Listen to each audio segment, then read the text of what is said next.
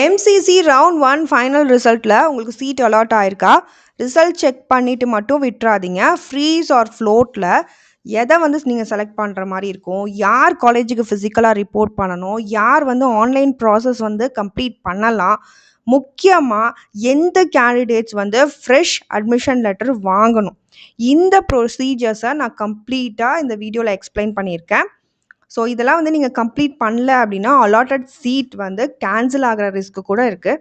So complete டீட்டெயில்ஸ்க்கு வீடியோவை skip பண்ணாமல் பாருங்கள். So hi all, welcome to science study master channel. இந்த வீடியோவில் நம்ம வந்து இந்த ஃபைனல் ரிசல்ட் எம்சிசிலேருந்து வந்திருக்க இந்த நோட்டிஃபிகேஷன் பார்க்கலாம். So MCC NEET UG counselling 2026 ரவுண்ட் 1 ஃபைனல் ரிசல்ட் August 24, 2026 வந்து ரிலீஸ் பண்ணியிருக்காங்க. ஃபைனல் அலாட்மெண்ட் லிஸ்ட்டில் டோட்டலாக பார்த்தீங்க அப்படின்னா 29946 அலாட்மெண்ட் என்ட்ரிஸ் இருக்குது. கேண்டிடேட் வந்து அந்த ரிசல்ட்டை அந்த பிடிஎஃப் ஃபார்மேட்டை நீங்கள் டவுன்லோட் பண்ணி நீங்கள் வந்து செக் பண்ணிக்கலாம். ஸோ உங்களோட ரேங்க் பேஸ் பண்ணி the allotted institute, course, allotted category, candidate category and allotment ஸ்டேட்டஸை நீங்கள் வந்து செக் பண்ணலாம். சீட் வந்து உங்களுக்கு அலாட் ஆயிருந்துச்சு அப்படின்னா எம்சிசி வெப்சைட்டில் லாகின் பண்ணி அலாட்மெண்ட் லெட்டரை நீங்கள் உடனே டவுன்லோட் பண்ணிக்கோங்க. So coming to the freeze option R float. So உங்களுக்கு சீட் அலாட் ஆயிடுச்சு, அடுத்து என்ன பண்ண போகிறீங்க? Are you going to freeze or float? Allotted college and கோர்ஸில் சாட்டிஸ்ஃபைடாக நீங்கள் இருந்தீங்க அப்படின்னா நெக்ஸ்ட் ரவுண்டுக்கு நீங்கள் வந்து அப்கிரேட் ஆகிக்கலாம், விருப்பம் இருந்தால் மட்டும். ஸோ அப்போ வந்து நீங்கள் ஃப்ரீஸ் ஆப்ஷன் வந்து நீங்கள் செலக்ட் பண்ணணும். அப்போ உங்களோட சீட் வந்து ரீட்டைன் ஆயிரும், அந்த சீட் வந்து உங்களுக்கு தான் confirm. And no round to upgrade இந்த இடத்துல இருக்காது ஃப்ரீஸில். ஸோ ஃப்ரீஸ் கேண்டிடேட்ஸ் வந்து கிளியர் ஸ்கேன் டாக்குமெண்ட்ஸ் வந்து நீங்கள் அப்லோட் பண்ணுற மாதிரி இருக்கும். அது வந்து மேண்டேட்ரியாக நீங்கள் வந்து அப்லோட் பண்ணணும். ஸோ எம்சிசி போர்ட்டலில் உடனே போய் உங்களோட டாக்குமெண்ட்ஸை அப்லோட் பண்ணிடுங்க. அப்புறம் பார்த்தீங்கன்னா ஒரிஜினல் டாக்குமெண்ட்ஸோட அலாட்டட் காலேஜுக்கு நீங்கள் வந்து ஃபிசிக்கலாக போய் நீங்கள் வந்து ஒரு ரிப்போர்ட்டிங் கொடுத்துருங்க, அது கண்டிப்பாக செய்யணும். ஸோ காலேஜில் ஒரிஜினல் டாக்குமெண்ட் வெரிஃபிகேஷன் பண்ணுவாங்க. ஸோ அதுக்காக தான் ஃபிசிக்கலாக நீங்கள் போகிறீங்க. So admission fee payment and other admission formalities எல்லாத்தையுமே நீங்கள் கம்ப்ளீட் பண்ணுற மாதிரி இருக்கும். ஸோ டாக்குமெண்ட்ஸை வந்து நீங்கள் கரெக்டாக எடுத்துகிட்டு போகணும். கரெக்டாக இருந்தால் தான் அட்மிஷன் வந்து கன்ஃபார்ம் ஆகும்.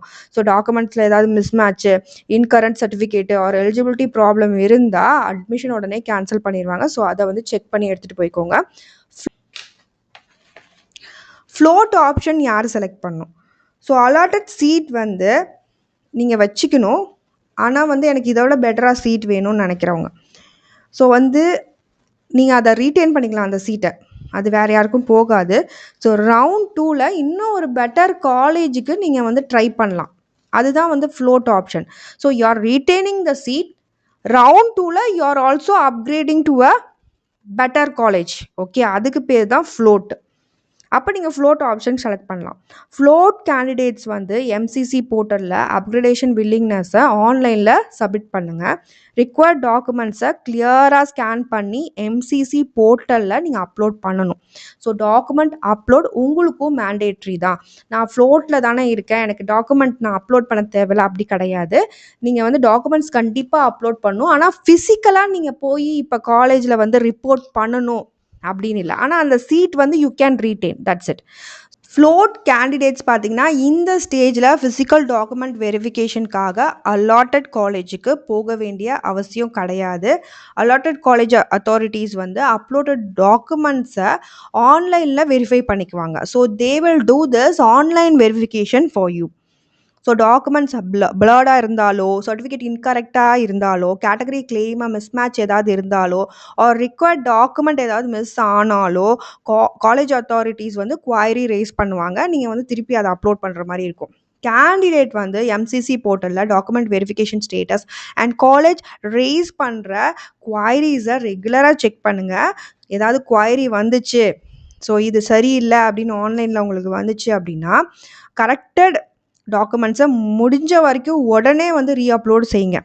டாக்குமெண்ட்ஸ் கரெக்டாக இருந்தால் ப்ரொவிஷனல் சீட் கன்ஃபர்மேஷன் கிடைக்கும். ஸோ அப்புறம் பார்த்தீங்கன்னா கேண்டிடேட் ரவுண்ட் 2 வந்து சாய்ஸ் ஃபில்லிங் இல்லை நீங்கள் பார்ட்டிசிபேட் பண்ணி இன்னும் பெட்டர் காலேஜுக்கு அப்கிரேட் பண்ணிக்கலாம். So mandatory document upload is there for you also. So and also you check the query then and there, ஏதாவது வந்திருக்கா. So both must upload the documents, so preferably within the 2 to 3 days. And last date வரைக்கும் wait பண்ணாதீங்க. டாக்குமெண்ட்டில் error அதாவது discrepancy வந்தால் correct பண்ண உங்களுக்கு time இருக்காது. அதுக்காக தான்.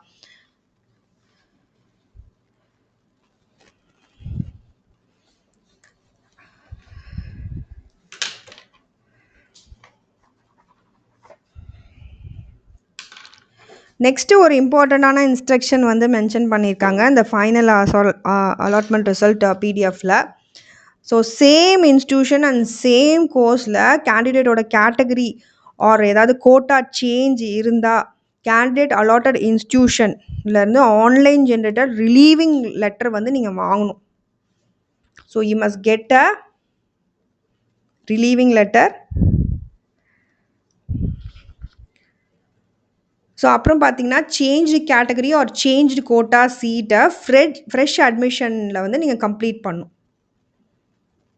So candidate change category or quota டீட்டெயில்ஸோட ஃப்ரெஷ் ஆன்லைன் ஜென்ரேட்டட் அட்மிஷன் லெட்டரும் கண்டிப்பாக வேணும். ஓல்டு லெட்டர் அதாவது நீங்கள் ஓல்டு அட்மிஷன் லெட்டர் மட்டும் நீங்கள் வச்சுருக்கிறது வந்து சஃபிஷியன்ட் இல்லை. So you must get the relieving letter first plus the fresh admission letter. So நீங்கள் வந்து கேட்டகரி கோட்டா சேஞ்ச் பண்ணியிருந்தீங்க அப்படின்னா for those candidates fresh admission letter வந்து வாங்காமல் நீங்கள் changed category or quota admission ப்ராசஸை கம்ப்ளீட் பண்ணணும்னு நினச்சிங்க அப்படின்னா நான் அட்மிஷன் ரீசனில் அலாட்டட் சீட் வந்து கேன்சல் ஆகலாம். ஸோ இது வந்து எம்சிசி வந்து கிளியராக மென்ஷன் பண்ணியிருக்காங்க. ஸோ உங்களோட அலாட்மெண்ட் டீட்டெயில்ஸை காலேஜ் அண்ட் கோர்ஸ் மட்டும் செக் பண்ணாமல் அலாட்டட் கோட்டா அண்ட் அலாட்டட் கேட்டகரியும் கேர்ஃபுல்லாக செக் பண்ணுங்கள். So what will happen to the no seat candidates?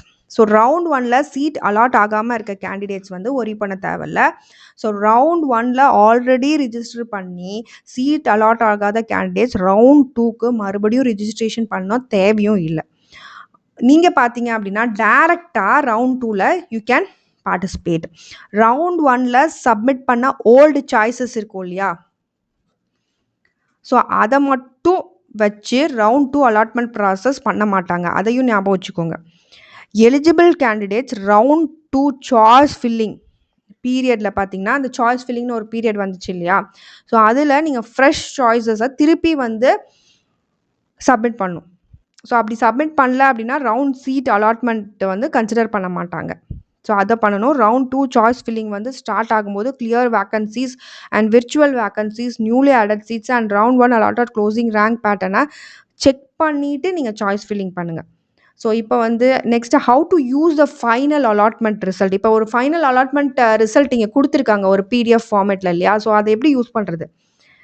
So நீங்கள் வந்து ரவுண்ட் 2 ப்ரிப்பரேஷனுக்கும் அதை யூஸ் பண்ணலாம். உங்கள் ப்ரிஃபர்டு காலேஜ் நேமை பிடிஎஃப்பில் சர்ச் பண்ணுங்கள். அந்த காலேஜில் உங்களோட கோர்ஸு, கோட்டா, கேட்டகரி, எந்த ரேங்க் வரைக்கும் சீட் அலாட் ஆகிருக்கு இதெல்லாம் செக் பண்ணுங்கள்.